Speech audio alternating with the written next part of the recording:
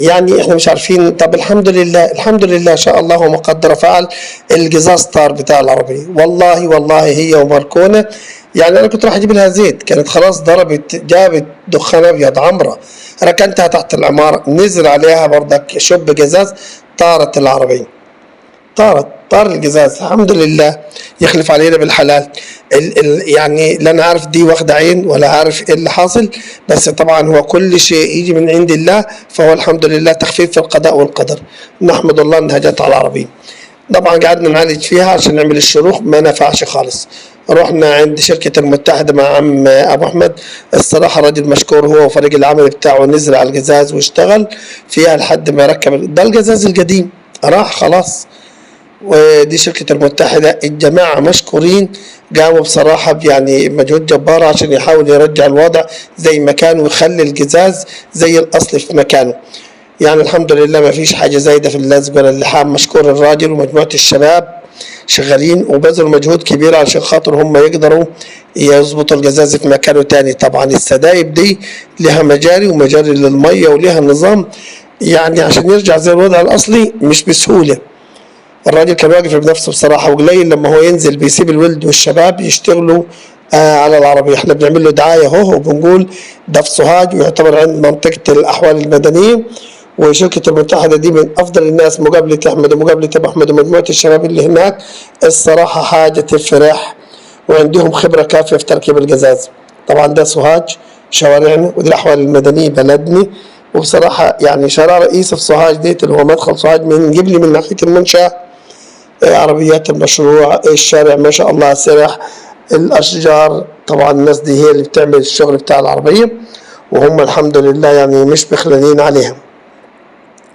طبعا الشارع يعني كبير طبعا ومسافته عالية. وهنا العربية من ناحية، يلا الحمد لله من ناحية الشركة، إن شاء الله ربنا يقدرنا وبإذن الله تتستر معنا. وهي بصراحة تقريبا واخدة عين، فيعني يا رب اللهم صل وسلم على سيدنا محمد وعلى آله وصحبه وسلم. اللهم احفظنا يا كريم، إن شاء الله ربنا يحرسها رب من عين. وإحنا قررنا لها المعوذتين وعملت لها رقية. والله جد العربية بتطلع من حاجة تنزل في حاجة لحد الآن.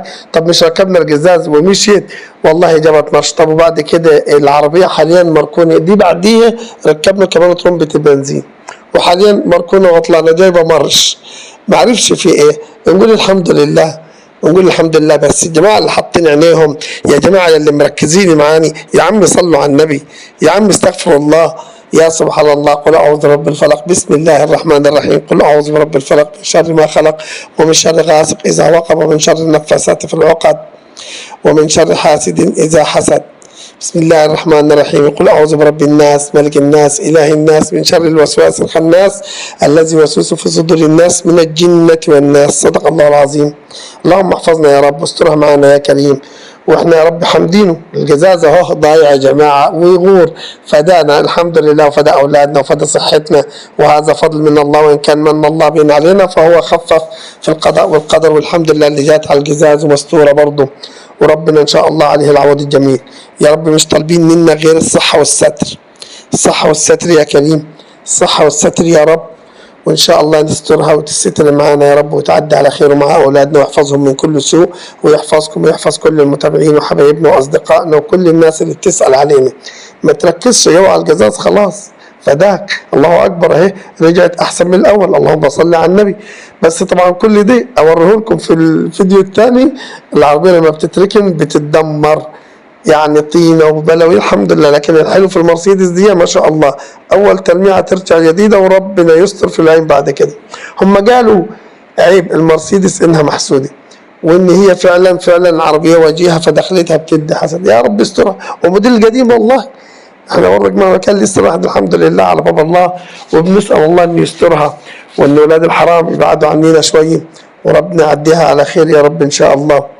طبعا الشباب شغالين بكل دقة، وبيحاولوا ان هم يظبطوا كل كبيرة وصغيرة في الجزاز. ابو احمد مشكور، الراجل طول الوقت واقف على العربية، والله يعني الراجل اللي معاه مكتبه، وحتى في العربيات اللي قبل كده يعني ما كانش بيبقى مهتم قوي. لكن انا قلت له العربية نفسي ترجع زي الاول، وكنت زعلان قوي على الجزاز زعلان قوي عليه، والراجل بيعز عليا وبيعزنا، وعشرة طويلة معانا وقديمة. فهو الحمد لله الحمد لله يعني واقف معانا وبيحاول يتابع مع الشباب عشان يظبط الابزيم ويظبط برضه الحاجات اللي هي خاصة بالعربية. يا رب يكون خير ان شاء الله. شفتوا اهو ده اللي هو يعتبر السدابة دي لازم تتظبط، وطبعا دي لو ما اتظبطتش هتعبي ميه ويبقى شكلي وحش وممكن يتربي بروبه.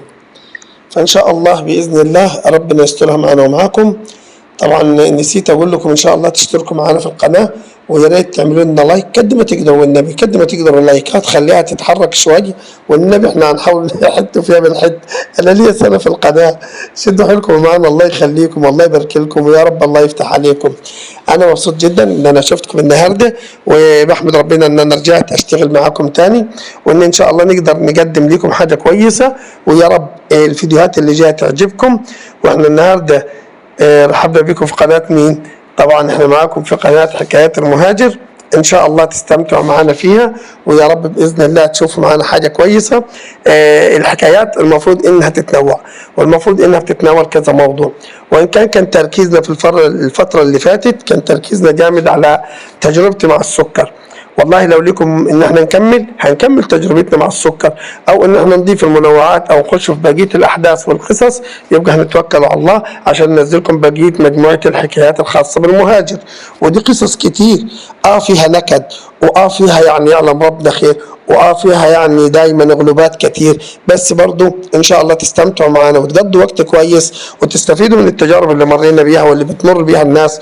ويا رب يجعلنا دايما يعني سند ودعم ليكم، ويا رب يخليكم لينا باذن الله، ويعني تخلوا بالكم وتشدوا حيلكم ان شاء الله، وربنا يكرمكم وما تشوفوا يا رب حاجه وحشه، ودايما يفديكم من الشر، ويكون ان شاء الله الخير كله ليكم. واللهم صل على سيدنا محمد وعلى اله وصحبه اجمعين. يا رب صل وسلم وبارك على سيدنا محمد، ويا رب يحفظكم من كل سوء، يحميكم ويبكم، يبعد عنكم العين والحسد والشر يا رب، وتكونوا دايما ونكون دايما كلنا في خير. باذن الله نلتقي بيكم دايما، ويا رب ان انتم تستمتعوا معانا. وهنا برضك بعض الشباب شغال كان بيعمل الضافر بتاع العربيه الداتسون، ده ضافر بيتلحم لان هم ليهم خبره في لحام الجلد، هيرجعوا زي الضافر اليمين. الشباب هناك كان شغال بالميه وبالنار وبالكاويه والهيتر علشان يظبط الضافر، وفعلا رجعوا الضافر الاسود زي ما كان.